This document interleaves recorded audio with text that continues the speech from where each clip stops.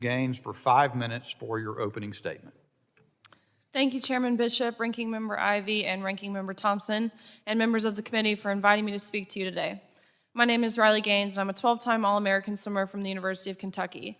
Competing in the women's division of the 2022 NCAA championships, myself and my teammates and competitors around the country were required to compete and share a locker room with Leah Thomas, a biological male who competed on the men's team at University of Pennsylvania as Will Thomas the 3 years prior. In the 200-yard freestyle at the NCAA championships, Thomas and I tied. Despite going the exact same time down to the 100th of a second, the NCAA insisted on giving Thomas the trophy as they explained this was necessary for photo purposes and told me that I had to go home empty-handed. At our national championships, I looked around and wondered why no one was standing up for myself and the other women in the pool and in that locker room. As I talked to my teammates and competitors at the championships, I discovered that the overwhelming majority of the girls shared the extreme discomfort of being forced to strip down in front of a male who was intact with and exposing male genitalia in that same room. After seeing how this affected every girl at that meet, I decided I would stand up and speak out. I put my plans for my future, which included dental school, on hold after graduation and decided to fight for women and girls in sports. Last December, I joined the nation's most influential women's organization, making gains to stand up for women's rights and against discrimination of women in single-sex spaces.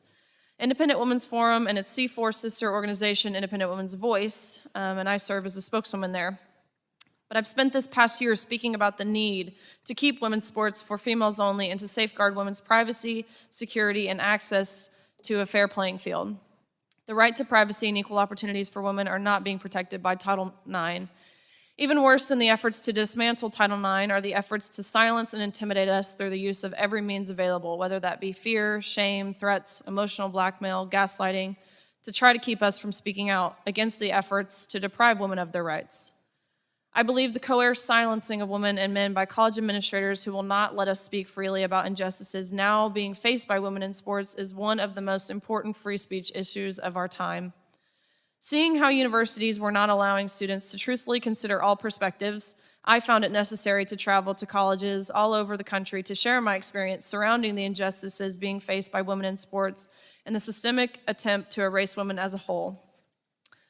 On April 6th of 2023, I traveled to San Francisco State University to speak to a campus group on the right of women to compete on a level playing field in sport. The school administration was aware of my visit and the program had been publicized on campus. I was told I would be met by the campus police and briefed on a security plan an hour and a half before the event, but the police failed to show up to our scheduled meeting. I went to the classroom building where I was to speak, which was on the 3rd floor, and I entered the room, which soon began to fill with protesters. Still, the campus officers did not show like I was told they would, and I began my speech, and the protesters in the room, they were not generally disruptive. However, I could hear chanting from outside the hallway, and I sensed the situation outside was growing confrontational, which was unnerving, but no one provided any guidance to alert me that my safety was at risk. They continuously chanted outside the room, "We fight back," and that's when I began to fear for my safety. As I ended my presentation, protesters in the room opened the locked doors and a chaotic flood of shouting, angry protesters forced their way in. They rushed at me with fists raised, most shouting, and angry faces coming around me. They flickered the lights and ultimately then turned the lights off. The room filled with glares of cell phone flashlights, some in my face, and I realized I was at the mercy of the crowd and I was assaulted. A woman grabbed me and told me she was with the campus police and pulled me towards the door, but I did not believe she was with the police because she wore no clothes that indicated she was an officer, and she had a face covering on so I couldn't see her face. And I resisted going with her, but I recognized I really had no choice because I couldn't have made it out without help. Again, I really truly feared for my life. But once we made it into the hallway, we were met with an even larger mob, blocking the stairway exit, ultimately forcing us to barricade ourselves into an office alongside this same hallway. The small room we had found would be my prison for the next 3 hours, and in those hours, I was certainly held against my will. The mob screamed vengeful, racist, violent, awful things at both myself and the officers, and I received no assurance that I would get out of that situation. When I needed consoling from the officers because I was so flustered and confused, they told me they could not provide me with that because it seemed too controversial for them. When I had expressed that I had been hit, no one asked me if I was okay, or no one asked me if I needed medical attention. When I realized I missed my flight back home due to being held hostage, I became visibly upset and told the lieutenant in the room that I just wanted to make it home, and he responded back with, "Don't you think we all want to go home?" After a while, some of these protesters began to demand a ransom for my release.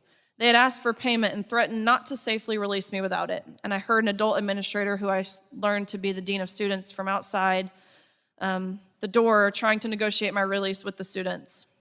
They said my appearance on campus was so traumatic that they were owed something.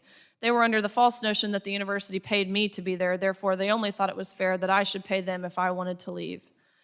After hours of being held against my will, the officers from the City of San Francisco Police Department finally arrived, and they were much more methodical and assertive in developing a strategy, and it was around midnight that I was finally able to leave. I had to run to the car. Ask you to sum up as soon as you can. Thank you. Yes. I'll just read this last paragraph here. Free speech suffers when university administrators do not condemn violence and kidnapping on their campus. It's chilled when administrators do not adequately prepare for and protect the safety of their speakers, whether liberal or conservative. And free speech is undermined when administrators misrepresent and malign the views of those with whom they disagree. Thank you. Hey, before you click on the next video, if y'all could do me a big favor and hit that like button. The algorithm loves it, and so do I, because it helps promote these videos and get the message out about what our government has been doing. Don't forget to hit that subscribe button and turn on your notifications, because every time I put out a video, you want to know about it, right? Thanks again, and have a good one. See you on the next one. Peace.